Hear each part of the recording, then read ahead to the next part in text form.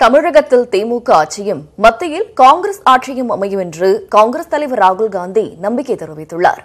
காங்கிரஸ் ஆட்சிக்கு வந்ததும் ஜிஎஸ்டி வரி விகிதத்தை மாற்றியமைத்து நாடு முழுவதும் ஒரே மாதிரியான எளிமையான வரி அமல்படுத்தப்படும் எனவும் அவர் உறுதியளித்தார்.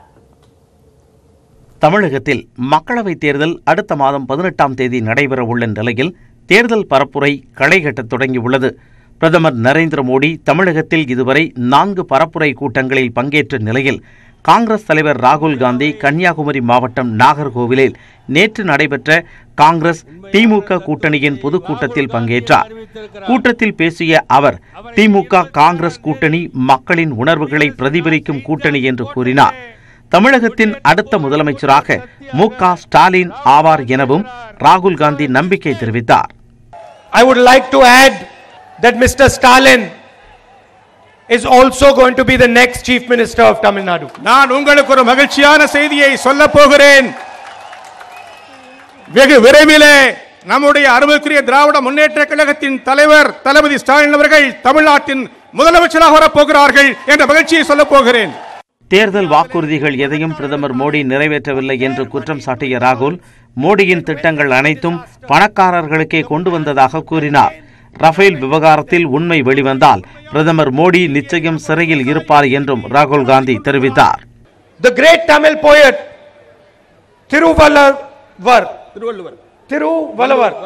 Thiruvalluvar said, "Unmai vellam," meaning the truth will set you free.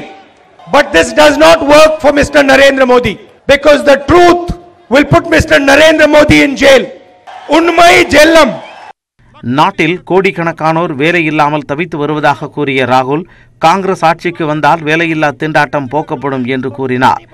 இதேபோல் ஜிஎஸ்டி வரி விதிப்பால் சிறு குறு தொழில்கள் முடங்கியுள்ளதாகவும், காங்கிரஸ் ஆட்சிக்கு வந்தால் நாடு முழுவதும் ஒரே மாதிரியான எளிமையான வரி நடைமுறைப்படுத்தப்படும் என்றும் கூறினார். So one of the first things that the new Congress government is going to do is we are going to reform the Gabbar Singh tax and make it into a real GST. One tax, simple tax, minimum tax.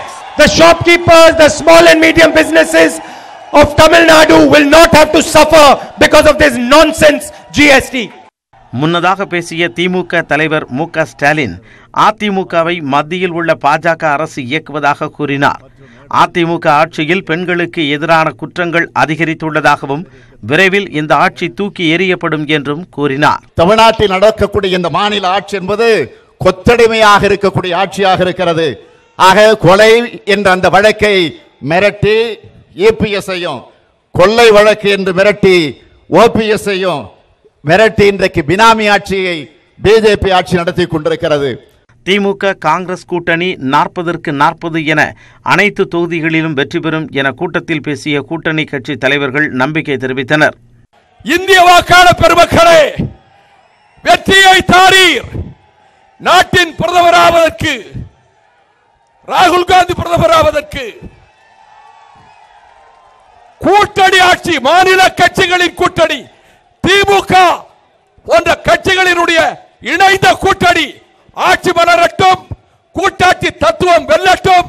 சம உரிமையோடு தங்களுடைய கடவுளை வழிபட வேண்டுமா?